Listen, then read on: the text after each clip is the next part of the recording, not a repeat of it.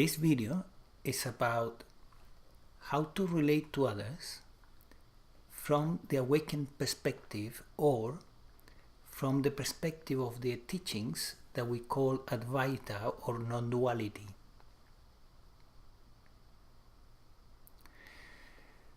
Awakening shows us something very simple, that you and I and everyone is empty. What does this mean? It means that inside here there is no one. What does it mean that there is no one?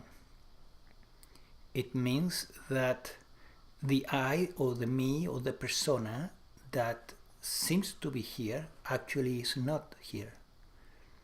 The persona or the me or the I is a bunch of concepts and the feelings associated with those concepts. So it's a psychic mass of thoughts and feelings, as Carl Jung would like to say. Quite a stubborn psychic mass, but nevertheless it's just a psychic mass, it's not a consciousness. It's not a separate consciousness that is called me. But there is consciousness in this mind-body organism as well as in yours. The awakening shows you that that consciousness that is inside is undifferentiated, non-dual, and constant. Undifferentiated means that it's not personal, it's impersonal. It's the universal consciousness that is all over in every sentient being, from human beings to plants, animals, or even a worm. There is, through all these mind-body systems, the divine consciousness, the universal consciousness, which is one, is looking through them, is functioning through them, is creating through them, is experiencing through them. And the idea of the separate self here is a story of the mind. That's what awakening reveals. Now, when that revelation has happened, you can throw it in the garbage can and continue with your life as if nothing has happened. It's up to you. But if you really take it seriously, you may transform it in the foundation of your life, that revelation. And it doesn't mean that you're going to stay in a state of divine grace all the time, forever and ever. No. It means that this revelation now begins to penetrate all your life, your thoughts, your attitudes, and how you relate to others. Because now you know that there is no one here relating to another. Neither there is anyone in front of you. That being is empty of self. Lower caps S, lower caps self. The self with capital S is there, of course. So now if you really take the awakening seriously, then you begin to relate to others from emptiness to emptiness. And that's an option that comes up after awakening.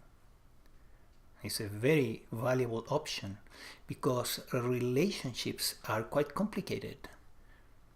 There is not such a thing as perfect relationships. They are all complex and conflictive, because the mind-body organism, these systems are very complex, and when you begin to relate with another mind-body organism that is also highly programmed and full of issues, then you can imagine the conflicts that will arise. It's almost inevitable. But the core of our existence, that emptiness is simple, infinitely simple. The opposite of the mind-body system that is, I would say, not infinitely complex, but incredibly complex. So now from that emptiness, you can relate to the other person. From emptiness to emptiness, from consciousness to consciousness.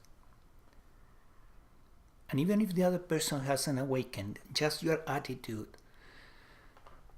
when you rest as consciousness and you relate from that space, and you keep in mind that the other person is also consciousness, pure consciousness, then the way you relate to the other person is completely different.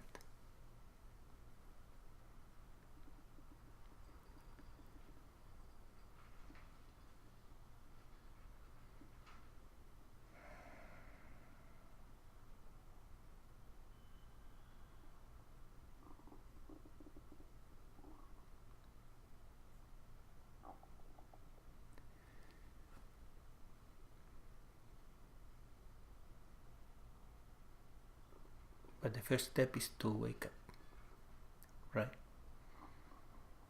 Not the last step, but it's a very important milestone. It can completely change your life if you take it seriously. So if you're interested in awakening and you want a shortcut, we all want shortcuts, right? And as teachers, we all want to offer a shortcut because we don't want to keep people, in the unawakened state suffering. All teachers are trying to do their best to shorten this process that can take years or can take hours. So or a moment. So I would recommend that you check the Awakening Protocol, which is in a website called brainoptimization.com. You may find a link below this video. The Awakening Protocol takes about 3 to 4 hours and is effective because it's a step-by-step process that leads to awakening. And I began using it right after the awakening in 2012, and I have been using it for many, many years. And it has helped a lot of people, so you can get help. Instead of going through years trying to wake up, you may really save yourself a lot of time and suffering. Unnecessary suffering.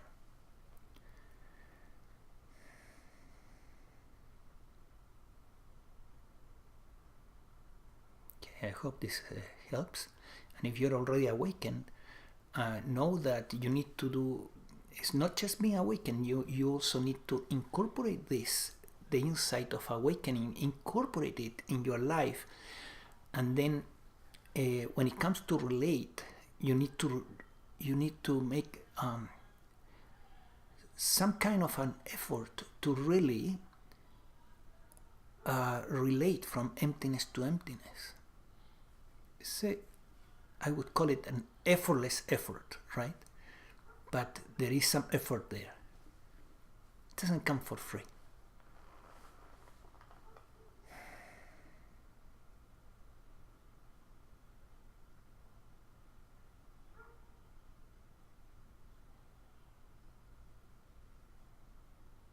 And still after awakening, conflict can arise between people, even between two awakened people, because it's easy to forget that we are empty and the other one is empty. It's easy to forget to rest as consciousness, to rest as the emptiness.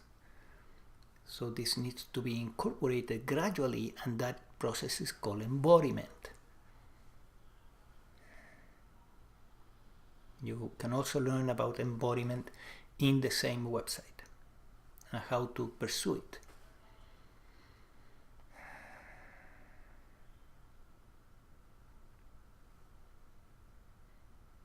Okay, I hope this helps. Take care.